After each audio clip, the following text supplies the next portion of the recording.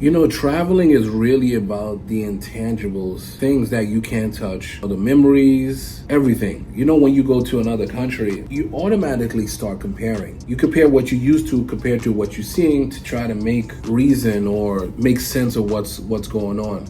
I believe that with my help, my travel knowledge, that Cap-Haïtien could be just like Montego Bay.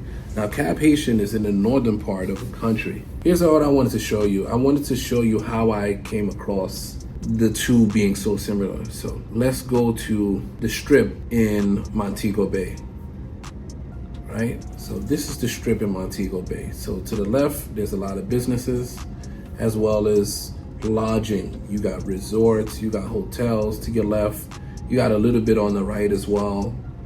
You got some businesses and whatnot. And I stayed not too far.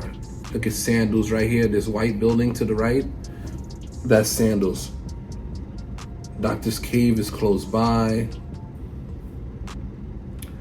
Look at Starbucks right here. Dr. Cave is right here. So I stayed across the street, like somewhere right here. Yep, I stayed right around here. And let me stop this for you right now. These are shops. And you can find stuff with the Jamaican flag. You can find dresses for women, bathing suits, etc. A lot of those stores are owned by Indian people, like people from India. You got cigar lounges, cookies, etc. So just along this strip is a cluster of businesses and whatnot. Look at the KFC thing, the bucket. And you see this blue and the red awning. Those are jewelry shops. So what I want to show you is coming up right now after we pass this little bridge. I guess you can cross over without, going on the land. I believe this used to be Margaritaville or something. They have water. They have a big water slide, jet skis and everything. But this is what I wanted to show you when I speak about the comparison. Over here is the waterfront or the water side, and over here continues with the lodging. So let's switch over to Cap-Haïtien for a second. Same thing. So now, same thing like Montego Bay. It's a little later in the day. But that's the water side. The only thing is the little barrier came up higher in Montego Bay, a little higher. And, these are structures. This is the mountain. Haiti is very mountainous. I guess this person is showing you the plastics and the trash. So they have their challenges, and trash is a major one. On this side, this whole side at night is popping.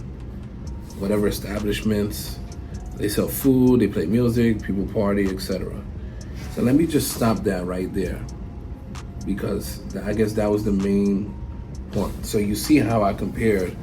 The two layouts are similar. Let me give you some insight why I kind of paused. So the Indians have the shops for souvenirs.